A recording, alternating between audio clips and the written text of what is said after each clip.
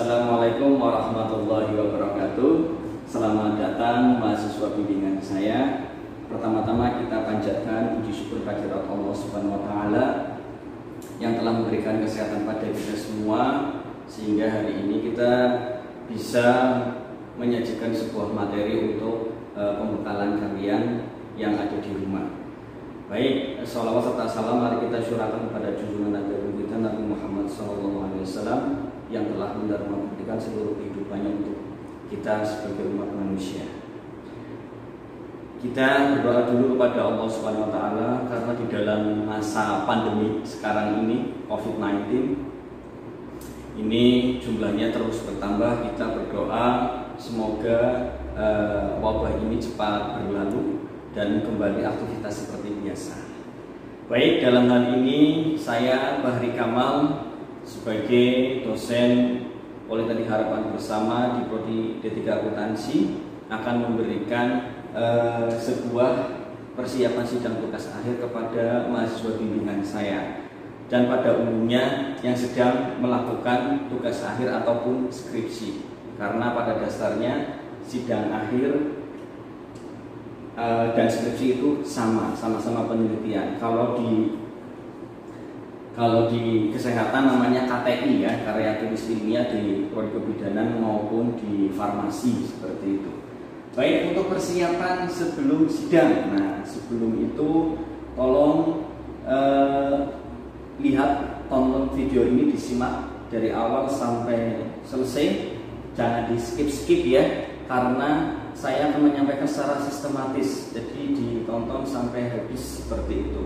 Yang pertama, persiapan sebelum sidang. Nah, yaitu kalian harus minta doa dulu kepada orang tua kalian agar sidang berjalan dengan lancar.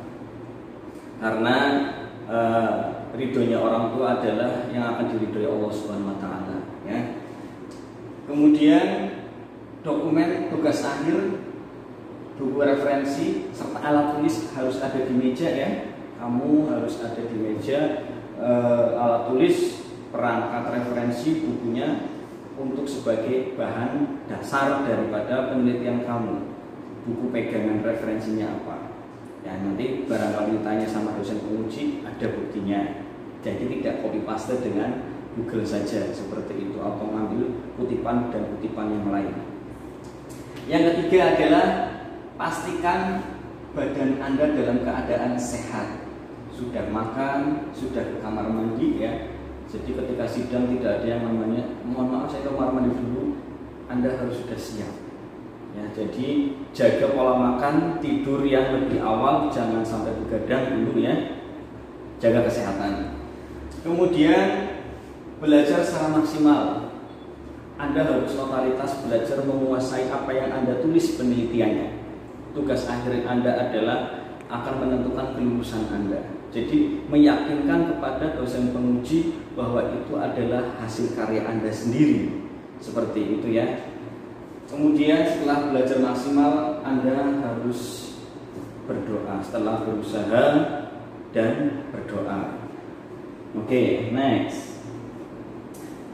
Kita langsung mulai ke proses dari mulai sidangnya. Sebagai simulasi ya, biasanya saya memberikan simulasi tiap tahun pada mahasiswa. Karena ini lagi pandemi, saya membuat video seperti ini biar simulasinya kamu lihat dari rumah saja. Yang pertama, sidang dibuka oleh ketua sidang. Nah, jadi nanti ada ketua sidang yang akan membuka. Jadi ketika sidang kamu tidak langsung presentasi, tapi dibuka dulu oleh ketua sidang. Setelah dibuka, penghormatan kepada penguji 1, penguji 2, dan Anda juga sudah hadir di situ. Nanti setelah dibuka, dosen pembimbing 1 yang sebagai ketua sidang biasanya nanti akan memberikan waktu kalian. Baik, contohnya begini. Kepada Mbak Diah, saya persilakan waktu dan tempat untuk mempresentasikan hasil penelitian Anda. Jadi Anda tinggal mempresentasikan. Ya. Salam dulu. Assalamualaikum warahmatullahi wabarakatuh. Kamu memberi salam, memberi hormat kepada ketua sidang, namanya siapa, gelarnya apa secara lengkap, penguji 1, penguji 2, sekretaris semuanya itu secara lengkap gelarnya. Karena apa? Nama lengkap dan gelar itu suatu penghormatan ya, kamu menghormati seperti itu. Karena nanti ada nilai, ada sikap, ada tata cara bahasa dan lainnya ya. Kemudian yang ketiga, sebutkan identitas kalian. Nah, kalian harus menyebutkan identitas. Maksudnya apa? Nama kalian. Contoh, nama saya Dia Lestari, dari kelas apa, semester akhir, dengan judul apa-apa. Contoh ya. Setelah itu saya akan memaparkan hasil penelitian saya dengan judul bla bla bla bla bla. Nah, setelah itu kamu mulai presentasi ya. Jelas ya sampai sini? Oke. Setelah sudah selesai proses sidang, biasanya nanti sesi tanya jawab. Kamu sudah selesai proses presentasi, nanti saya akan bilang kepada dosen penguji dan penguji 2, saatnya sesi tanya jawab, waktu dan tempat kami persilakan.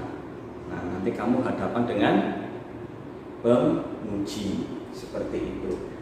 Nah, yang pertama biasanya namanya mahasiswa mengucapkan terima kasih terlebih dahulu kepada yang bertanya. Jadi begini, ketika mahasiswa di situ sudah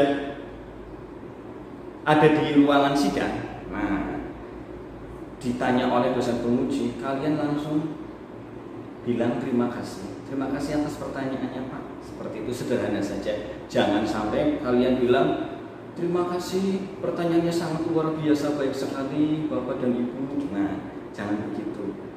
Anda walaupun aktif sebagai anggota BEM ataupun sebagai anggota HMP, aktivis biasa ngomong dengan adik kelas, Anda ingat ya, bukan seorang motivator, bukan seorang trainer. Anda adalah peserta sebagai ujian sidang.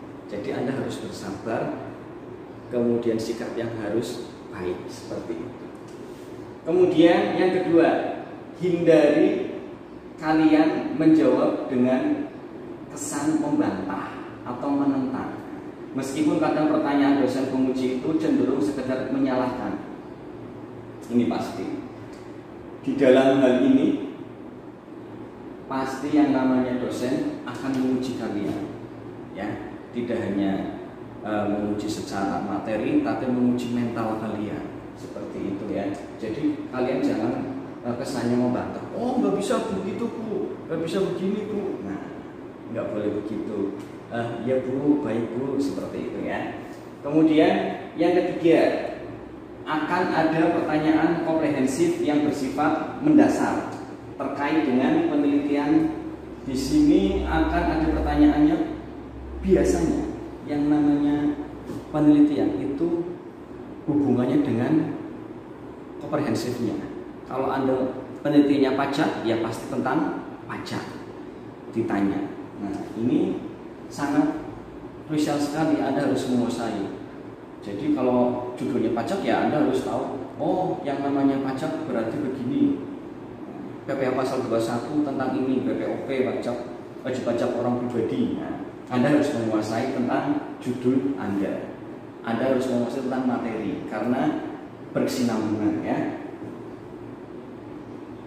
Nah, ini yang terakhir. Yang terakhir ini tak kasih kisi-kisi. Karena kalian adalah bimbingan saya, tak kasih kisi-kisi ya. Jangan bilang-bilang ke yang lain.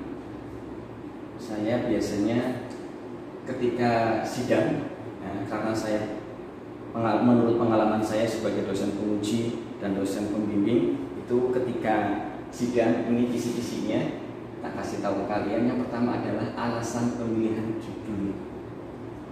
Alasannya apa? Nah, orang ketika ditanya alasan pemilihan judul itu sangat beda sekali ketika menjawab. Ya, rata-rata ini contoh judulnya yang gampang saja. Pengaruh promosi terhadap penjualan. Ya. ketika promosinya kurang bagus, di medianya kurang, maka penjualannya menurun. Maka alasannya pemilihan judul apa? Jangan sampai Anda alasan pemilihan judulnya apa ditanya rata-rata itu untuk mengetahui penjualan di perusahaan X. Itu salah. Alasan adalah yang ada di